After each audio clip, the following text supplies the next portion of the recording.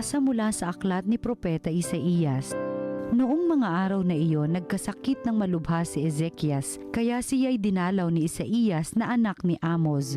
Sinabi niya sa hari ang utos na ito ng Panginoon, "Ipatawag mo ang iyong sambahayan at gawin mo na ang iyong mga huling habilin, sapagkat hindi ka nagagaling."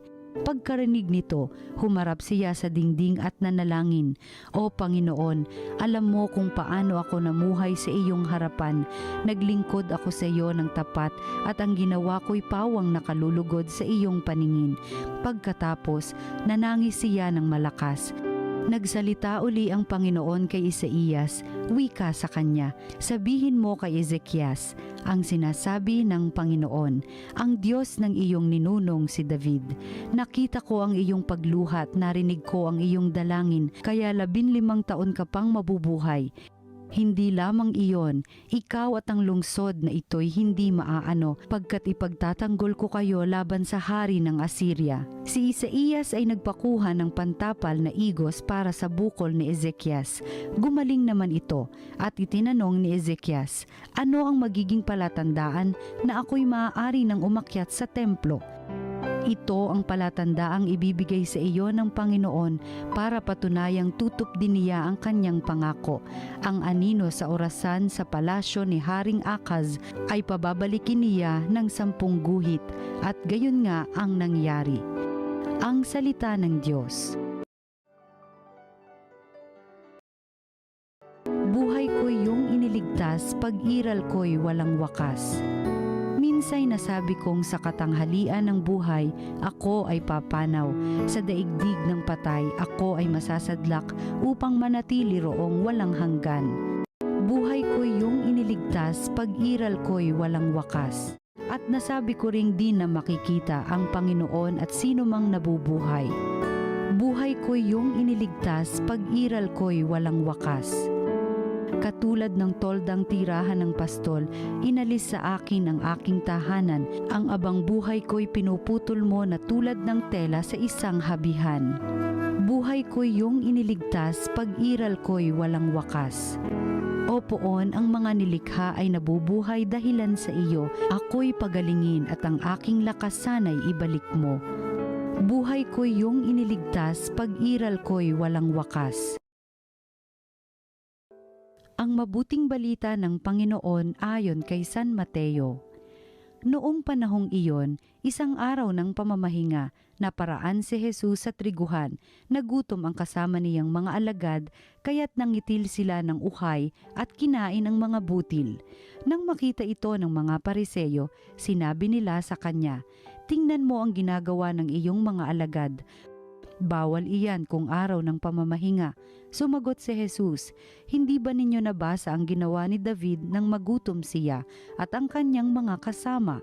Pumasok siya sa bahay ng Diyos at kumain ng tinapay na handog sa Diyos, at pinakain din niya ang kanyang mga kasama.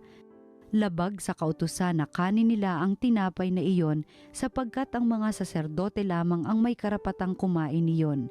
Hindi pa ba ninyo nababasa sa kautusan ni Moises na tuwing araw ng pamamahinga, lumalabag sa batas tungkol sa araw na ito ang mga saserdote sa templo? Gayon may hindi nila ipinagkakasala iyon. Sinasabi ko sa inyo, naririto ang isang higit na dakila kaysa templo. Hindi sana ninyo hinatulan ang mga walang sala kung alam ninyo ang kahulugan ng mga salitang ito. Habag ang ibig ko, hindi hain, sapagkat ang araw ng pamamahinga ay nasa ilalim ng kapangyarihan ng Anak ng Tao." Ang mabuting balita ng Panginoon. Pinupuri ka namin, Panginoong Hesukristo.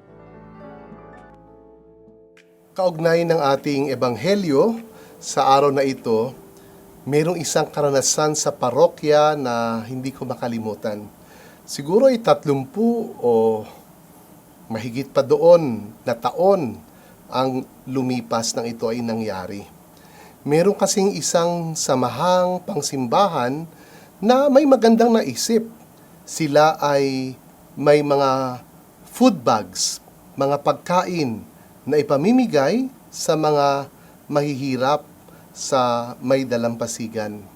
At dahil magbe-birthday si Mama Mary, ang kanilang napagdesisyonan ay parangalan ang mahal na Birheng Maria sa kanyang kaarawan sa pamamagitan ng pagtulong sa mga nangangailangan sa pagbibigay nga ng mga food bags na ito. Kaya nga lamang po, bago dumating yung September 8, ay nagkaroon ng matinding bagyo sa lugar at marami mga taga-dalampasigan ang hindi nakalaot sa dagat upang sila ay makapaghanap buhay. Kaya nakiusap yung kura paroko sa mga nagpaplano na i-celebrate ang birthday ni Mama Mary sa pamamagitan ng pamimigay ng pagkain na kung maaari ay ipamigay na agad ang pagkain at huwag nang hintayin pa ang September 8. Pero ang hindi ko inaasahan ay medyo nanindigan ang mga leader ng simbahan, yung mga nag-organize ng pagpapakain na hindi po pwede sapagkat ito pong mga food bags na ito po ay para kay Mama Mary sa kanyang birthday. Kaya sa September 8 pa po namin ito maibibigay. Ano po ang masasabi ninyo sa ganitong karanasan, no? Ano ang masasabi ninyo sa ganitong mga desisyon? Siguro ang isang nais na ipaalaala sa atin ng ating mga pagbasa lalo pa ng ating ebanghelyo ay ang paggawa ng mabuti dahil mabuti ay di kalugod-lugod yan sa Panginoon. Pero maganda na atin ding matandaan na hindi po lahat ng kabutihan ay pantay-pantay ang halaga. Mas madali sana kung ang ating pagpipilian ay sa pagitan ng mabuti at ng masama, ng tama o mali. Kapag very obvious, edi ang pipiliin natin dapat ay yung mabuti at yung tama. Pero kung ang pagpipilian ay sa pagitan ng mabuti at ng isa ding mabuti, hindi tayo laging nagiging tama sa ating mga desisyon at maraming pagkakataon na tayo ay sumasablay. Ang pagpaparangal sa mahal na Birhen sa pagbibigay ng food bags sa kanyang kaarawan, maganda yun. Napakaganda na proyekto o desisyon ng isang grupo. At yung pagpapakain sa mga nasalanta ng bagyo sa oras ng kanilang pangailangan ay napakaganda din. Pero kung ipipilit natin ang isang kabutihan na mas mababa ang halaga kaysa sa isang kabutihan na may mas mataas na halaga, doon tayo nagkakamali. Sapagkat ano ba ang mahalaga? Maghintay ng birthday ni Mama Mary para doon pakainin ang mga nagugutom na ngayon. O ano ba yun? Hintayin na lang natin yung birthday o ngayon na mismo tayo magpakain at i-advance natin ang birthday celebration ng ating mahal na Birhen. Di ba may kasabihan tayo, aanhin pa ang damo kung patay na ang kabayo.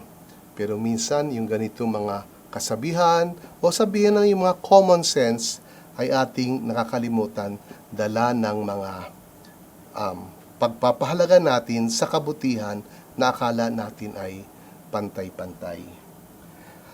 Tama naman po na tayo ay sumunod sa mga tagubilin, pero sana po ay hindi tayo maging bulag na tagasunod lamang sapagkat ang pagsasakatuparan ng mga tagubilin, ng mga utos at mga batas ay mayroong mga konkretong konteksto na dapat ay isaalang-alang.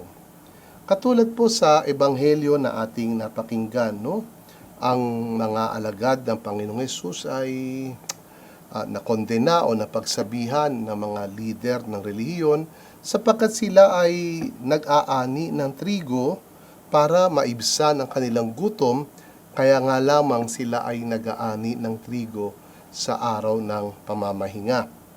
Napakahalaga ng araw ng pamamahinga sa mga Hudyo. Kaya kahit ang pag-aani ng trigo at para maibsan ang kanilang gutom ay hinalang ipinagbabawal. Pero mapapaisip tayo, no? Tunay kayang malulugod ang Diyos na tayo ay nag-oobserba ng araw ng pamamahinga, hindi na baling patuloy na nagugutom ang mga dapat na kumakain. Kaya ang Panginoong Hesukristo ay nag-argumento na noong panahon nga ni Haring David, yung mga tinapay na kinonsagra at para sa mga pari lamang ay pinakain ni Haring David sa mga kasamang nagugutom. Sapagkat mas mahalaga ang maibsan o matugunan ang konkretong pangangailangan ng kapwa kaysa sa mga tingin natin ay mga tradisyon o mga tagubilin na makapagpapasaya sa Panginoon. Ang sabi nga ni Hesukristo, at ito ang ating tatandaan, habag ang hangad ko, hindi hain. So higit sa ating mga hain, higit sa ating mga alay, higit sa ating mga seremonyas, higit sa ating mga pagpaparangal para sa Panginoon, na palagay ko naman ay kalugod-lugod sa Kanya. Mas mahalaga sa Panginoon ang puso na nahahabag sa Kanyang kapwa, lalo pa sa mga dukha at nangangailangan. Kaya naalala ko yung kwento ng mabuting Samaritano, di po ba? Yung pari at yung levita, merong nakahandusay sa daan pero hindi nila tinulungan kasi ay nagmamadali sila, ayaw nilang maabala dahil meron pa silang mga paglilingkod na kailangan gawin para sa Panginoon, no? Kaya sino ang kapwa na itinuro ni Jesus? Hindi yung nagmamadali para maglingkod sa Panginoon, kundi yung konkreto na umalalay, tumulong at nagmalasakit doon sa taong nakahandusay sa daan. Sa ating unang pagbasa, mas madali ang naging desisyon ni Ezekias nung siya'y sinabihan na malapit na siyang mamatay, no? Kasi kapag tayo ay masabihang malapit na tayo mamatay, ano-ano ba ang mga options na pwede nating pagpilian sa buhay, no? Pwede nating i-deny, ay hindi yan mangyayari. O pwede tayo na ayusin na ang ating mga habilin, no? Pero ang pinili ni Ezekias ay magsisi sa kanyang kasalanan. Tama naman yung maghabilin, tama naman yung magsikap na tayo ay magpagaling. Pero ang pinili ni Ezekias, magsisi sa kanyang kasalanan. At dahil siya ay nagsisi sa kanyang kasalanan, at ito ang pinakamahalaga sa sandali ng kamatayan, ay kinalugdan siya ng Panginoon at dinagdagan pa ng ilang taon ang kanyang buhay. Sana po ay mabiyayaan tayo ng Diyos ng karunungan.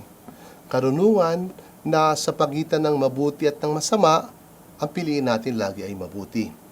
Pero karunungang napakahalaga din para sa pagitan ng dalawang mabuti ay makita natin kung ano ang higit na matimbang. At kung anong higit na matimbang ay siya ang dapat nating unahin at pahalagahan. Sapagkat dumadating sa ating buhay na talagang parehong mabuti ang naghihintay na pagpipilian at dyan tayo nalilito. Halimbawa ay pagsisimba sa araw ng linggo, samantalang mayroong kang kapamilya na nangangailangan, na kailangan ng iyong atensyon, ng iyong pag-aalaga o pag-aaruga. Anong uunahin natin? O kaya ay mayroong kang pera na hindi naman marami, pero mayroong isang nag-aagaw buhay at mayroong kang isang plano na pangarap na magpagawa ng bahay o magbakasyon. So, anong mas mahalaga na pipiliin natin, no? O kaya ay yung kapahingahan ng katawan, mahalaga naman at tayo nagpapahinga, tayo napapagod. O kaya ay magsakripisyo dahil mayroong isang humihingi ng tulong mula sa atin. At marami pang iba. Sana po sa ating pagsisikap na makasunod sa kalooban ng Diyos, at yan naman palagay ko'y ating pinagsisikapan, ang ating maisakatuparan ay yung talagang higit at ang pinaka mahalagang kabutihan na hinihingi sa atin ng sitwasyon, na hinihingi sa atin ng ating kalagayan. At sumayin niyo pa, minsan pa, ang pagpapala ng ating makapangyarihang Diyos, Ama at Anak at Espiritu Santo. Amen.